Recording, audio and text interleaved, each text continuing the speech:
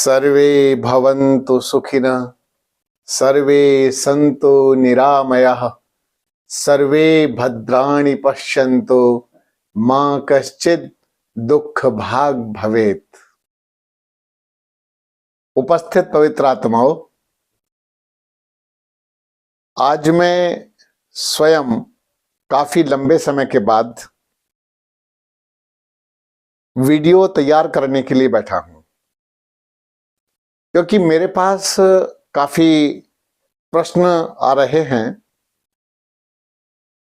यूं तो बहुत सारे प्रश्न लोग मुझे लिख करके भेज रहे हैं, पर मैं अभी उसमें समय नहीं दे पा रहा हूं। मैं प्रयास करूंगा कि आगे से आपकी समस्याओं को सुनूं और उसका निवारण भी करूं। एक प्रश्न है, क्या मधुमेह रोग को पूरी तरह से ठीक किया जा सकता है? तो इसका उत्तर है हां। अब अगला प्रश्न यह होगा कि किस प्रकार से मधुमेह रोग को पूरी तरह से ठीक किया जा सकता है? इसका उत्तर है प्राकृतिक चिकित्सा एवं योग के द्वारा। इसमें हम जड़ी बूटियों का भी कुछ सहारा ले सकते हैं, परंतु बहुत अधिक नहीं। आज हम आपको प्राकृतिक चिकित्सा, योग, वनस्पति चिकित्सा, आहार चिकित्सा, आसन के द्वारा, ध्यान के द्वारा, प्राणायाम के द्वारा, इस प्रकार से हम अपनी समस्या को कैसे सुलझा सकते हैं, इस पर आज मंथन करने वाले हैं बहुत गहराई से। पहले इस रोग का कारण समझें।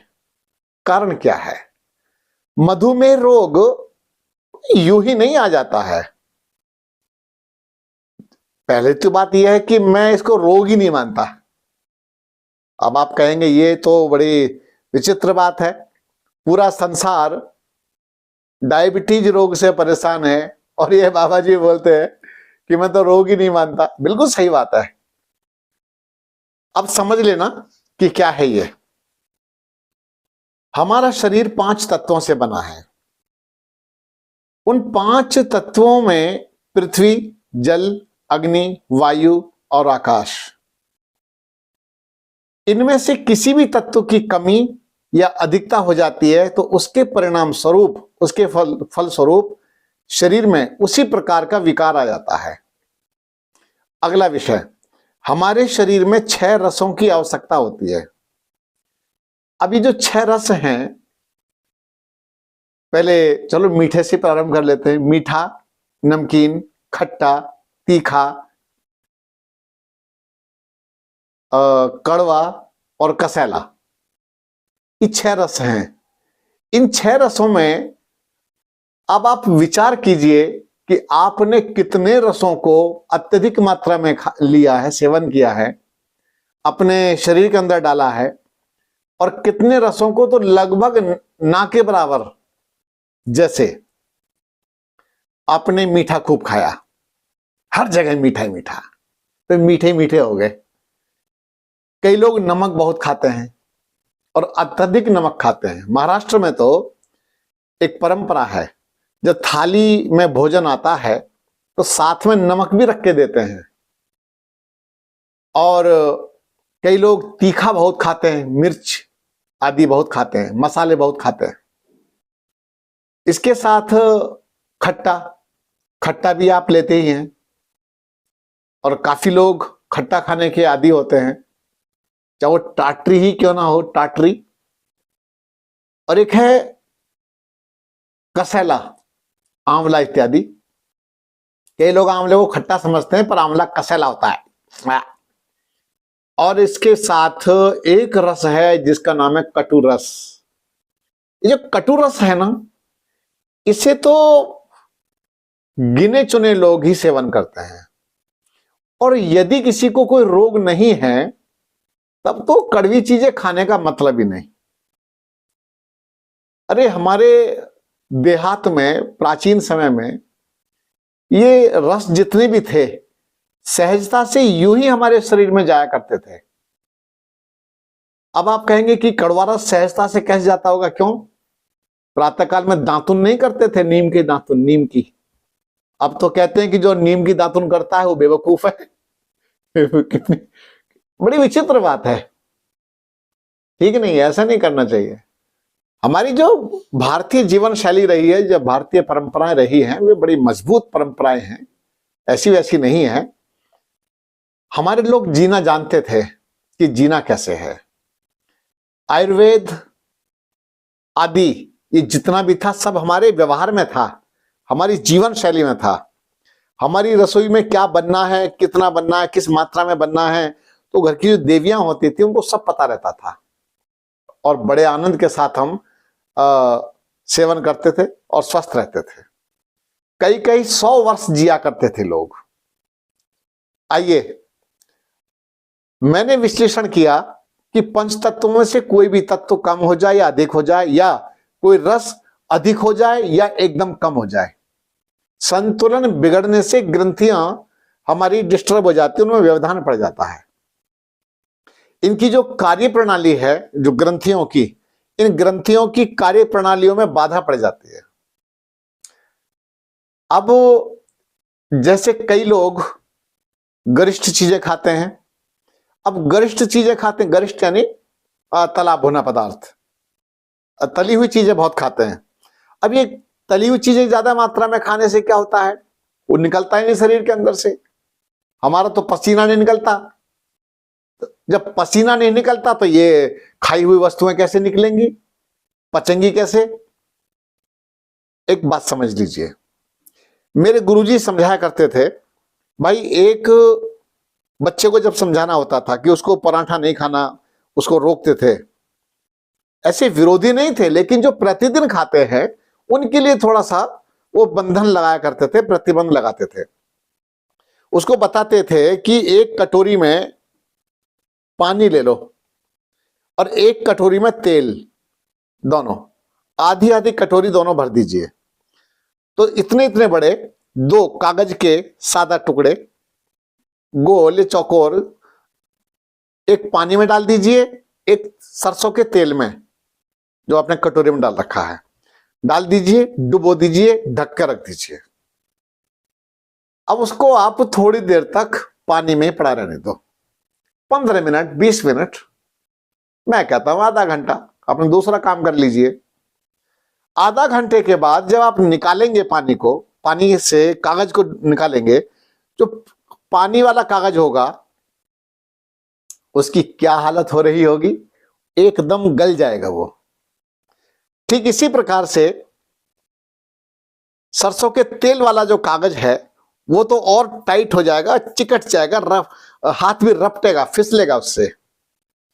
ठीक इसी प्रकार से जो बिना तेल की चीजें हमारे शरीर के अंदर जाती हैं वे सहजता से पच जाती हैं। इसलिए रोगी व्यक्ति के लिए तली हुई चीजों को बंद कर देते हैं कि भाई तुमसे पचेंगी नहीं है, लेकिन उसको तो ब्रेड भी खाना है और भिन्न भिन्न प्रकार के माल खा लेने हैं, मानता ही नहीं किसी की। तो अब क्या है, भारी चीजों को हमने बंद कर दिया, तब जाकर के लाभ होगा। जो भारी चीजें बहुत खा रहे होते हैं उनके पाचन तंत्र पर दबाव पड़ रहा होता है, लीवर पूरी तरह से काम नहीं करता। जब लीवर काम नहीं कर रहा तो धीरे धीरे फिर क्या होगा, जो खाया है इनटेक यानी कि लिया ज्यादा है और निकाला कम है, तो क्या होगा कि हमारे कॉन्स्टिपेशन जिसको हम कहते हैं, कब्ज बननी प्रारंभ हो जाएगी। स्लाइवा, अत्यधिक मात्रा में स्लाइवा बनेगा जिसका आगे चल करके विकृत रूप बनेगा कफ, बलगम। और इसी प्रकार से एक बनेगा एसिड। एसिड जो बन रहा है, ये एसिड तो बहुत खतरनाक होता है, वैसे तो हमारे शरीर के लिए आवश्यक है, लेकिन जब अत्यधिक मात्रा में ये इकट्ठा हो जाता है शरीर के अंदर, तो ये शरीर के जो आंतरिक यानी कि इंटरनल ऑर्गन्स हैं, यानी कि हमारे जो भी यंत्र काम कर रहे हैं शरीर के अंदर, तो ये उनको गलाना प्रारंभ कर देता है, जलाना प्रारंभ कर देता है। गलाता भी है और जलाता भी है। कहते हैं कि भाई इसको अल्सर हो गया, तो अल्सर क्या होगा, उस फूंक दिया उसने वहां से, आइए अभी इस पर हम बाद में चर्चा करेंगे। अब तो मैं बैठने लगा हूं, प्रतिदिन आपको कुछ ना कुछ आनंद आएगा। तब इसके साथ ही अब पेनक्रियाज है जो इंसुलिन रिड्यूस करता है। इंसुलिन नामक हार्मोन्स आपके खाए हुए पदार्थ में से ही बना करके देता है पूरी बॉडी को। अब लेकिन जब इंसुलिन नहीं बनेगा तो आपके शरीर में कई विकृतियां आने प्रारंभ हो जाएंगी। अब आपका टाइप 1 हो या टाइप 2 हो, दोनों प्रकार की घातक स्थितियों में आपकी जो जीवन शैली है गलत, यही इसका दुष्परिणाम है। आपकी गलत जीवन शैली का दुष्परिणाम है ये डायबिटीज वाला रोग। उसके साथ ही जब शरीर में जरा सी विकृति आती है तो मस्तिष्क में तनाव आ जाता है, और ये जो मानसिक तनाव है ये तो बहुत खतरनाक है।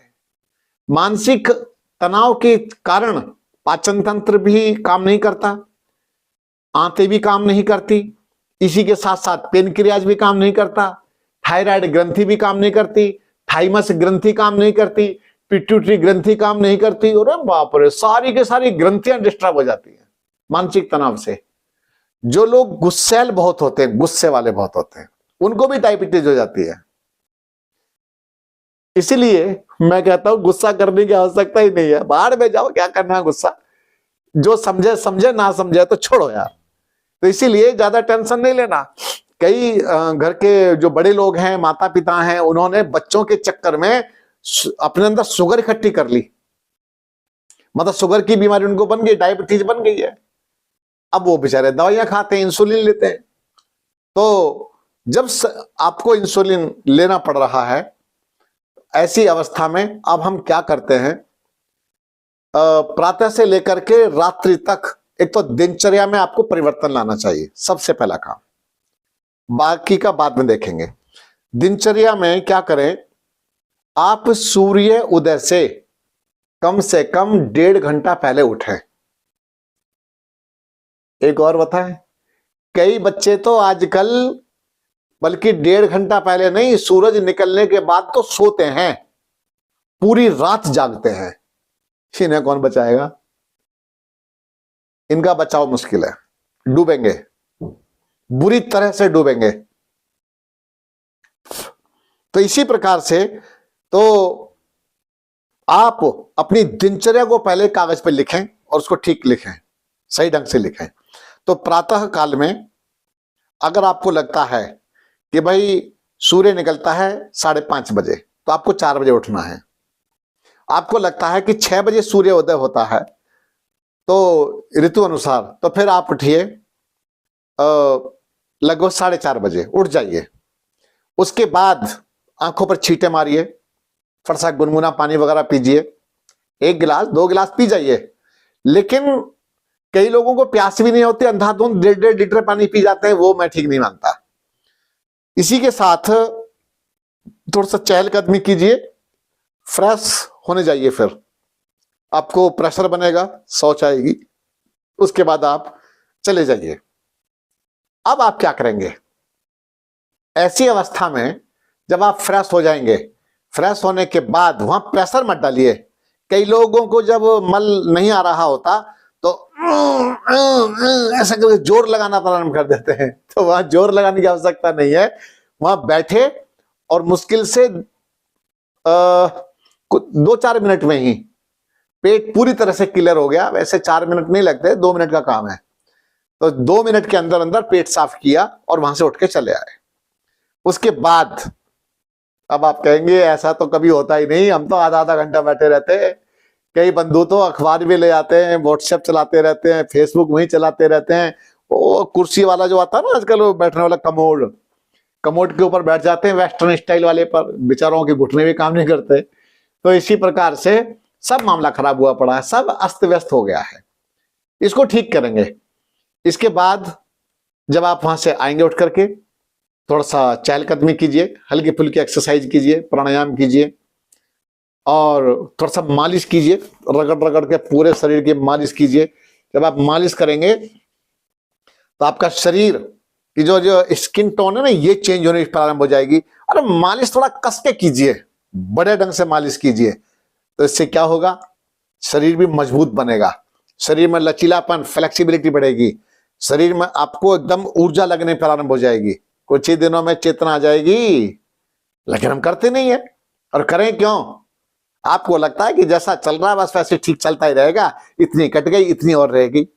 ये जो रह गई है ना, इतनी कट गई, वो तो कट गई, अब जो रह गई है काटना तो इसका है। क्यों?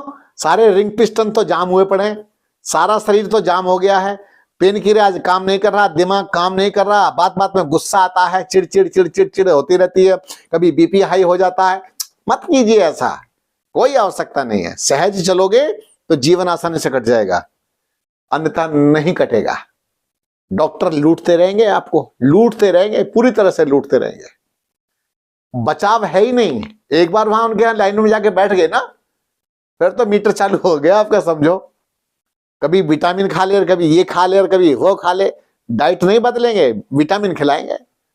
तो इसके बाद आइए अगला, दिनचर्या में फिर आप जब मालिश वगैरह कर लेंगे, आसन आदि करेंगे, प्राणायाम आदि करेंगे, थोड़ा सा ध्यान करेंगे, ओम चैंटिंग करेंगे बैठ करके, खूब स्नान कर लीजिए, स्नान करके ध्यान कीजिए। उसके बाद अब आप अपने काम पर निकलिए। लेकिन आपको एक आदत पड़ी है कि भाई ब्रेकफास्ट करना है हमें, और कई लोग तो प्रातःकाल में कुछ पानी वगैरह पीते हैं, कुछ औषधियों का पानी पीते हैं। मेरा एक ऑडियो है मेरे ही चैनल में, निरोग भारत में, कि किस रोग में कैसा पिए जल, तो इसको आपको अवश्य देखना चाहिए। तो प्रातःकाल में आप क्या कर सकते हैं, हमारे पास में एक रहता है आरोग्य अमृत, उस आरोग्य अमृत को आप या तो बॉईल करके रात को ही रख दें, है तो कड़वा मेरी तरह, नहीं मैं इतना कड़वा भी नहीं हूं, तो पहले उसको बॉईल करके रख दें, उबाल करके रख दें।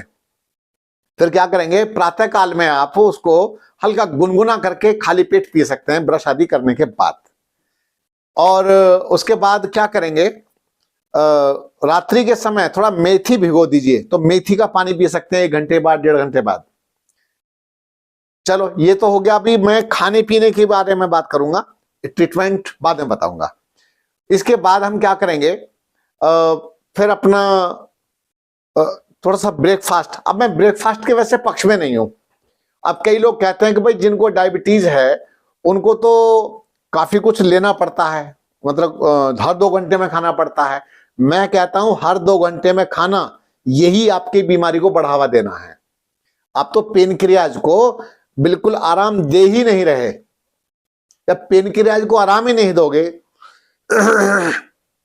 सॉरी, जब पेनक्रियाज को आराम नहीं दोगे तो मैं ये पूछता हूं कि वो ठीक कैसे होगा, वो नेचुरल वर्क कैसे करेगा, प्राकृतिक रूप से काम कैसे करेगा। आप भरा भरी मचा रखिए, भरा भरी मचा रखिए। मैं कहता हूं प्रातःकाल में कुछ मत लो, खाली कर दो। आरोग्य अमृत की छूट देता हूं, प्रातःकाल में जो कड़वा मैंने बताया है, बाकी आप बंद कर दीजिए। उसके बाद गुनगुना पानी पर आ जाइए। अब लगभग 11 बजे तक आप खाली पेट रहिए। जब आप खाली पेट रहेंगे तो आप देख लेना कि आपकी बढ़ी हुई डायबिटीज एकदम लेवल में आनी शुरू हो जाएगी। सीक्रेट है ये। अगर आप खा लेंगे तो मीटर ऊपर आ जाएगा, नहीं खाएंगे तो हल्का रहेगा।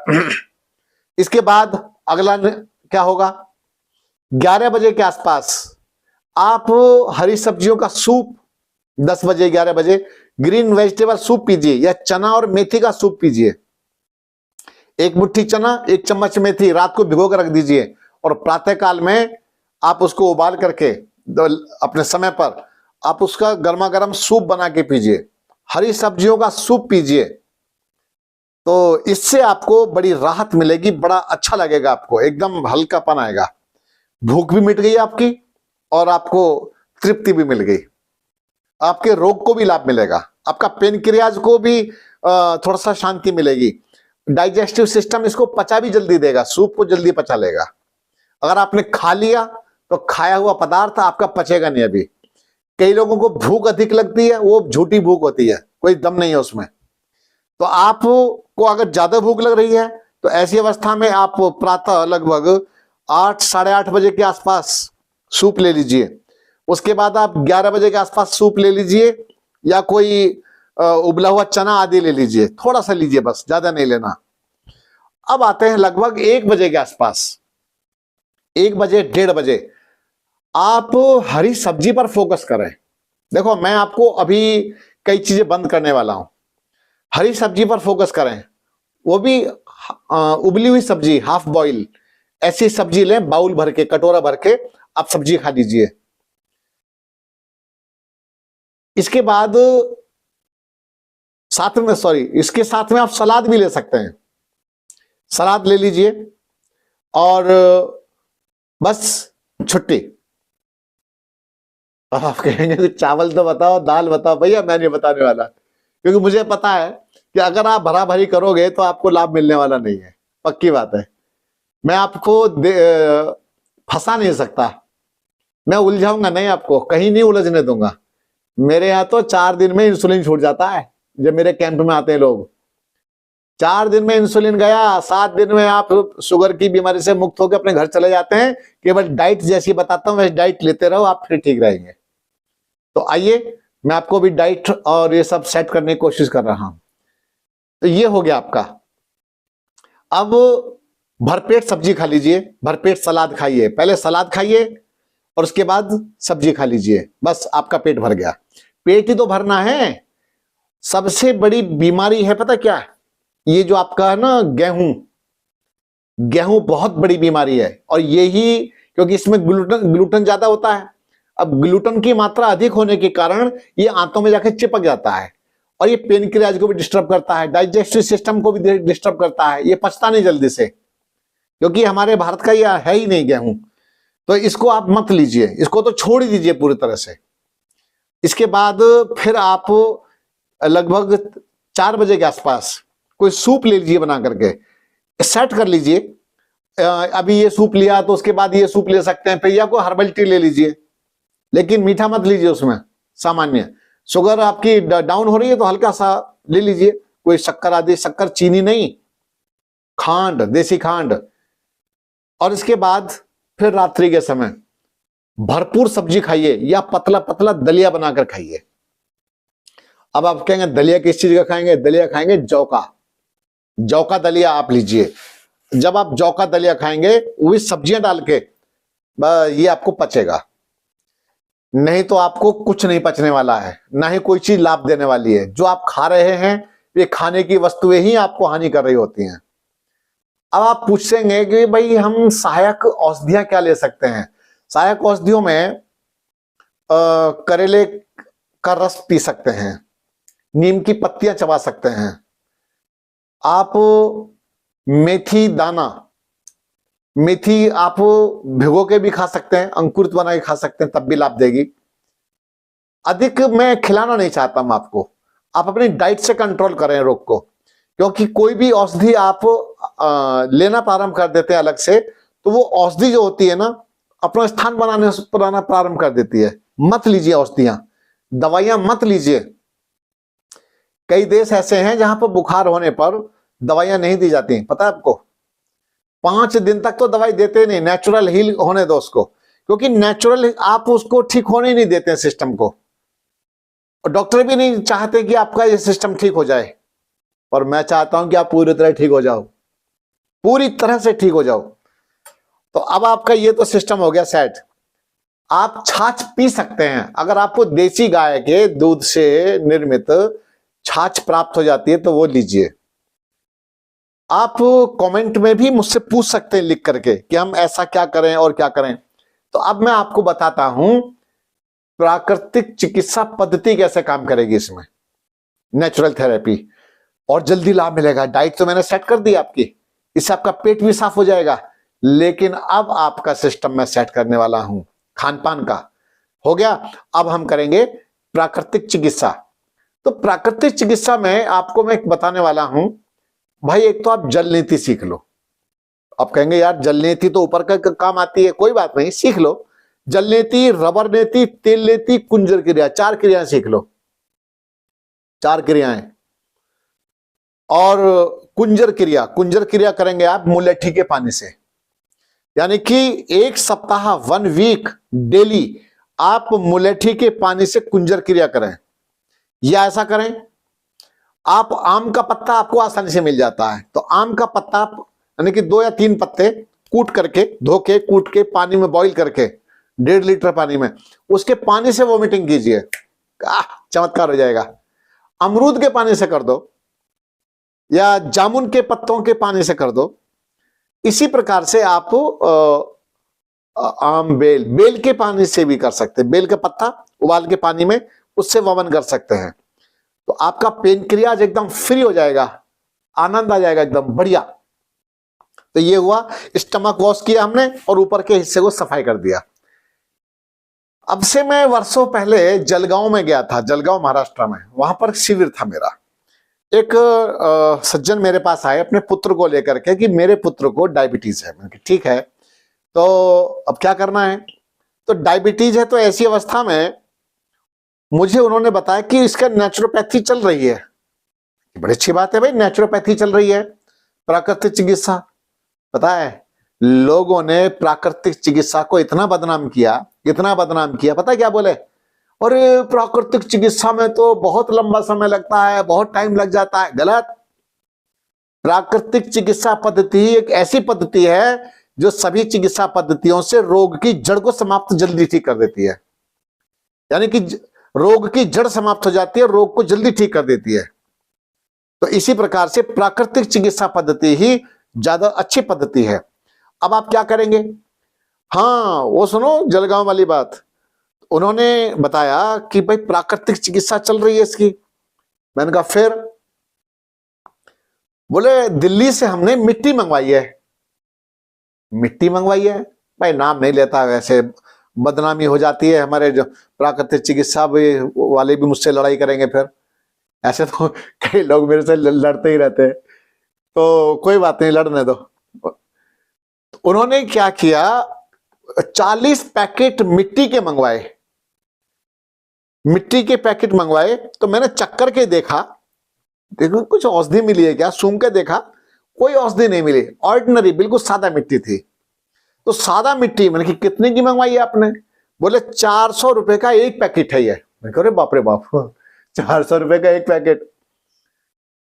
अरे तो मैं कि कितने पैकेट मंगवाए? 40 पैकेट में 4 चौक 16,000 रुपए की। और ये बात कब की सुना रहा हूं, हो गए होंगे लगभग 15 साल से ऊपर हो गया समय, ज्यादा ही हो गया होगा, इतना समय हो गया। अब ऐसी अवस्था में आदमी मरता क्या ना करता। मंगवाए बेचारे ने, ढेले का भी लाभ नहीं मिला। ऐसे थोड़े लाभ मिलते हैं। आपने फोन कर करके मिट्टी मंगवा ली और मिट्टी मंगवा ली तो बाबूजी आदमी हो भैया, तुम अपना पैसा खर्च कर दिया, तुम्हारे लिए पैसे की कोई वैल्यू नहीं है। पैसे की छोड़ो, अरे चिकित्सा पर ध्यान देना पूरी तरह से। तो आप क्या करें, आपके कुम्हार आसपास होते हैं या कोई जंगल में रहते हैं, जंगल में, तो जंगल में से गहरा गड्ढे की साफ मिट्टी लानी है, चिकनी मिट्टी लानी है, तालाब की मिट्टी लानी है। लेकिन वो तालाब जो जंगल में होते हैं, गांव वाले तालाब नहीं, वो तो कचरा भरा होता है वहां। तो जंगल में जो तालाब होता है उसकी मिट्टी आपको लानी है, गहरे गड्ढे की साफ मिट्टी होनी चाहिए। या कुम्हार की मिट्टी ले आओ, कुम्हार जो कूट के छान के रखते हैं उसे खरीद के ले आओ, वो तो बर्तन बनाते हैं उसके। पर आप मिट्टी लाएंगे, वो आपको काम करेगी। मिट्टी ला करके रख दिया। रात्रि के समय क्या करेंगे, इतनी मिट्टी, लगभग 1.5-2 किलो मिट्टी आप रात को भिगो दीजिए। भिगोएंगे, कितना पानी डालेंगे? जैसे माताएं रोटी बनाते समय आटा तैयार करती है ना रोटी बनाने के लिए, उतना ही टाइट, उतना गीला उसको करके रखेंगे, तो प्रातः काल तक वो तैयार हो जाएगी। अब प्रातः काल में जब आप शुद्धि क्रिया कर लेंगे तो पहले पेट की सिकाई करें, ठीक है? पेड़ू संस्थान की भी सिकाई करें और पेनक्रियाज की भी सिकाई करें। सिकाई करने के बाद फिर क्या होगा, मिट्टी की पट्टी को लगभग जितनी मेरी कनिष्ठा है ना, ये इतनी मोटी, कितना होगा, 1 इंच, 1.5 इंच, 1 इंच के करीब है ना, इतनी मोटी आप मिट्टी की पट्टी बनाएं ऐसे गोल, और यहां से लेके नीचे तक आप पेट पर लगा दीजिए। सिकाई करने के बाद लगभग 40 मिनट तक मिट्टी को लगने दें। हाँ, एक काम और करें, ऐसे लंबी, ऐसे चौड़ी, जितना मेरा चौड़ा हाथ है ना, ये ऐसे लंबी, इतनी, यहां से लेकर के यहां तक अपने माथे पर और अपनी आंखों पर भी मिट्टी लगाइए। बड़ा आनंद आ जाएगा, पता है आपको। ठंडा ठंडा मिट्टी ठंडी ठंडी लगेगी, आपकी आंखों के रोग भी ठीक हो जाएंगे। यहाँ तो एक रोग ठीक कराने आते हैं, लोगों के कई कई रोग साफ हो जाते हैं। अब आप क्या करेंगे, तो मिट्टी को आप अपनी आंखों पर, माथे पर और अपने पेट पर लगाइए, 40 मिनट तक लगी रहने दीजिए। उसके बाद आप एनिमा लीजिए। एनिमा पॉट बाजार से मिल जाता है, कोई दिक्कत की बात नहीं है। अच्छा तो ये कि 1 सप्ताह का शिविर आप हमारे यहाँ करें, सप्ताह 10 दिन आप हमारे साथ रहें, सीख भी जाएंगे क्या क्या करना है, कैसे कैसे करना है, बाकी सब समझ में भी आ जाता है। सूप कैसे बनाना है, खान पान कैसा होना चाहिए, वो सब हमारे साथ में रह करके आपको लाभ मिलता है। अभी इसके बाद में फिर आप क्या करेंगे, एनिमा के लिए आप, मैंने एक ऑडियो है औषधि युक्त एनिमा, संभवतः मेरे निरोग भारत चैनल में ही है।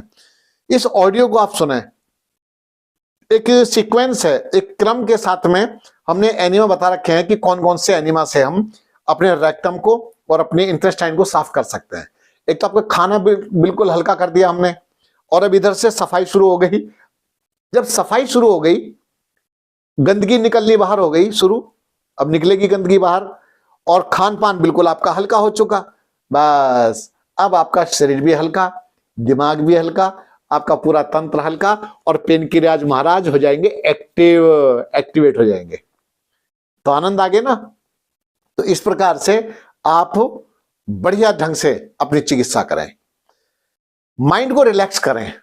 पता है क्या है, आज हम अपने माइंड को रिलैक्स नहीं कर पा रहे हैं, हम कहीं ना कहीं तनावग्रस्त हैं, और ऐसे तनावग्रस्त हैं जिसमें सकारात्मक रस हमारे अंदर नहीं बह रहे, पॉजिटिविटी नहीं आ पा रही है, नेगेटिविटी भरी पड़ी है, दुनिया भर की नेगेटिविटी है, पड़ोसी की नेगेटिविटी, परिवार की नेगेटिविटी, दत्तेरी की राजनीति की नेगेटिविटी, इतनी नेगेटिविटी भरी पड़ी है, आदमी जी नहीं पा रहा है।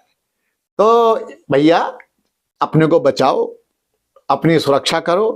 कुछ नहीं रखा है, कुछ नहीं रखा है संसार में, अपनी सुरक्षा रखो। जान है तो जहान है, वरना बाकी सब बकवास है। तो इसलिए कुछ नहीं रखा है। तो आप अपने स्वास्थ्य का ध्यान दें, स्वास्थ्य पर ध्यान दें, और खूब ठाका मार करके हंसें। ऐसे प्रकरण ढूंढें, ऐसे मित्रों को ढूंढें, ऐसे लोगों के साथ रहें जो अच्छी मानसिकता के हों, जिनके साथ आप हंस सकें, बोल सकें, आप आनंद ले सकें। नहीं तो आप गए, यू क्या गई भैंस पानी में, तो भैंस को पानी में नहीं जान देना है। तो अपनी जिंदगी को संभालना है। देखो मैं इतनी बातें क्यों बोल जाता हूं पता है, अभी वैसे तो मेरा सोने का समय था, पर मैंने सोचा कि चलो आप सबके कल्याण के लिए मैं एक ऐसी कोई वीडियो बना के देता हूं डायबिटीज पर। मैं खरी खरी बोलता हूं, इसलिए थोड़ा सा कड़वा लगता हूं, इतनी खरी बोल जाता हूं कई लोग चिढ़ जाते हैं। चिढ़ने की आवश्यकता नहीं है, मुझे किसी से कोई परेशानी नहीं है। बस अगर जनता दुखी है तो मैं दुखी हूं, लोग परेशान है तो मैं परेशान हूं। ये थोड़ा सा एक अपनापन सा लगता है, क्योंकि और ये भी लगता है कि भाई मैं संसार में आया हूं मैं भी, और मेरे पास विद्याएं हैं, जानकारियां हैं, तो क्यों ना लोगों को शेयर किया जाए, क्यों ना लोगों को बताया जाए। नहीं तो चला चली लगी हुई है सब जगह। अच्छा एलोपैथी डॉक्टर से मुझे कोई परेशानी नहीं है, किसी भी व्यक्ति से कोई परेशानी नहीं है। बस ये है कि एलोपैथी के पास में अगर व्यक्ति गया है तो ठीक हो जाए। 20 साल हो गया डायबिटीज ठीक नहीं हुई, कैसी चिकित्सा चल रही है, इंसुलिन पर इंसुलिन हो चल रहे हैं, हाथ पर गलने लगे हैं। एक की तो बेचारे का अंगूठा कट गया, फिर पैर कटा, बोले सब कट जाएगा। अरे क्या है, ऐसा थोड़ी होता है। तो इसीलिए मुझे किसी से कोई आपत्ति नहीं है, बस ये है कि रोग ठीक होना चाहिए, समस्याएं ठीक होनी चाहिए।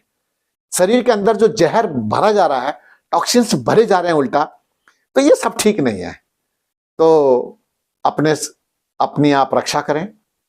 जो भी समस्या आपकी है, आगे से आप वीडियो सुनिए, ऑडियो सुनिए, आप उसको नीचे कमेंट में अपनी समस्या लिखो।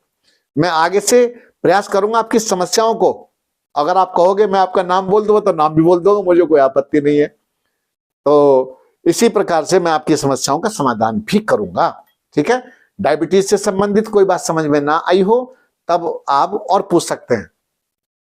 अभी मैं एक काम और करूंगा कि डायबिटीज के लिए एक अलग से आहार तालिका पर पूरा एक वीडियो तैयार करेंगे। इसके साथ ही कौन कौन से आसन करने चाहिए उस पर भी एक वीडियो तैयार करेंगे, कौन कौन से प्राणायाम करने चाहिए इस पर भी एक वीडियो तैयार करेंगे और बढ़िया परफेक्ट बना करके देंगे अच्छे ढंग से। अच्छा, बहुत रात हो गई है, अब बहुत बहुत धन्यवाद, बहुत बहुत शुभकामनाएं, आप सबका मंगल हो। ओम शांति।